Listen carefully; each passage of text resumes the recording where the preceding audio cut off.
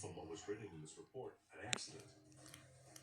The media and law enforcement, we believed that it was very possible that Kathleen Savio was murdered, that it was not an accident. We felt there hadn't been an exhumation in the criminal case. Drew Peterson has not been a suspect in the disappearance of his wife, Stacy. But with this new discovery, he is someone the eyes of the law cannot look past. Now, we have two separate cases that were running across each other. My office is working with the police in their investigation into the disappearance of Stacy.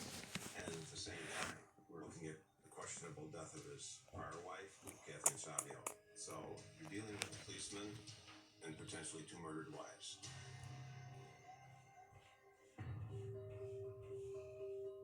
And speaking with Kathleen Savio's family members, everyone said Kathleen Savio was potentially Drew Peterson's first victim. Journalists and law enforcement start looking for possible clues by taking a deep dive into Drew's past.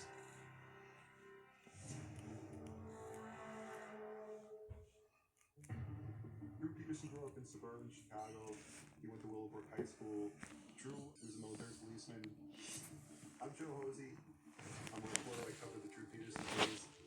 Mary's high school sweetheart, Carol Brown. Drew and Carol had two children, Steve and Eric.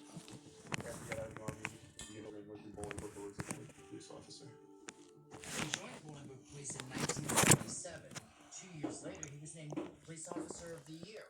Growing up, we got to ride along with my dad. Or if he'd let us run radar, decide whether we're going to take tickets or not. You know, a lot of stuff that any kid would love to do. You know, I tell you about police officer father, you know, he's your hero, you know, he's everything. When I spoke with Carol, she said their marriage was an average, normal marriage. That Drew was a great father. There was never any acts of violence, according to Carol. Carol, my mom, she's never once told me that he's ever laid a hand on her or anything like that.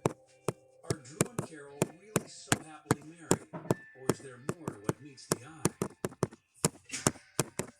He quickly moved into the narcotics division, headlining the war on drugs in that area. Drew was part of a special multi-jurisdictional undercover narcotics team.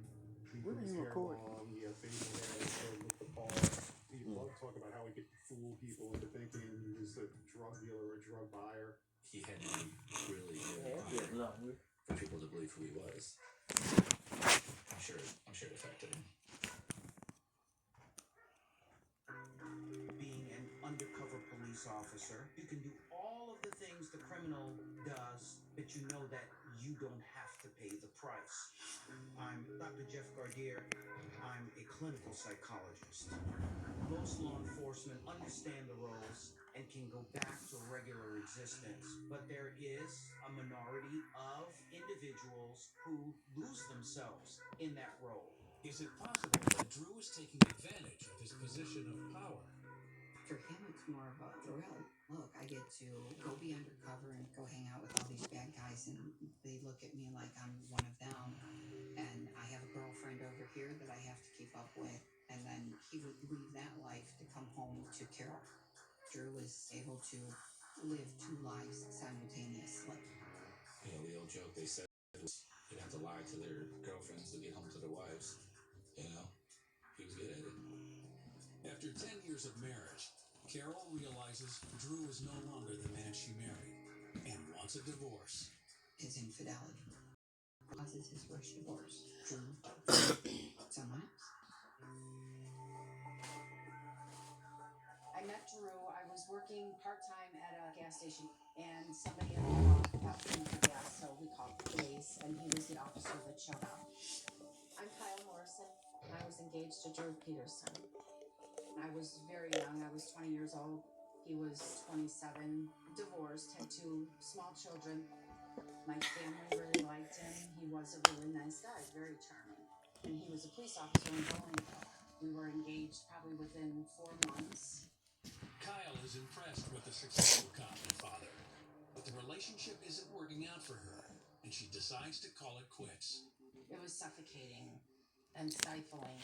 He didn't like me going out with my friends. Everything was a fight. When I broke up with him, he was heartbroken. He called my mother at work, and he was devastated. And at this time, he had already started a relationship with someone else.